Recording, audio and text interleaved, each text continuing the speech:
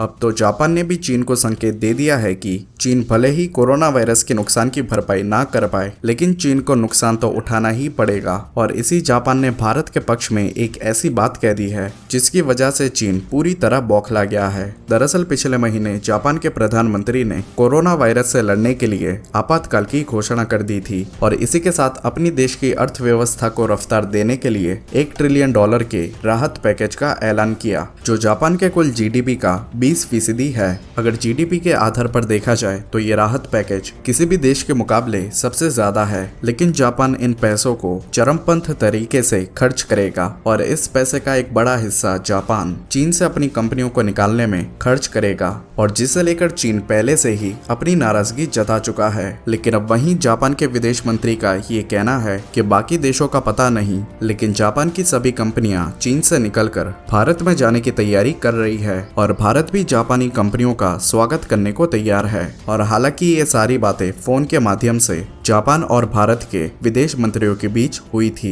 लेकिन अब ये खबर सामने आने के बाद चीन के सरकारी अखबार ग्लोबल टाइम्स ने जापान को धमकी भरे अंदाज में ये जवाब दिया है कि जापान चीन से व्यापारिक संबंधों को बिगाड़ने की दिशा में काम कर रहा है, लेकिन जापान को इसका नुकसान कई क्षेत्रों में उठाना पड़ेगा। लेकिन अब वहीं जापान का ये कहना है, हमारी कंपनियों ने अपने मूल्यांकन में भारत को अपने निवेश के लिए बाकी देशों से बेहतर पाया है, और ऐसे में जापानी कंपनियां चीन से निकलकर भारत जाना चाहती है तो जापान और भारत दोनों मिलकर इन कंपनियों के एक नए मैन्युफैक्चरिंग प्लांट बनाने में पूरा सहयोग करेंगे।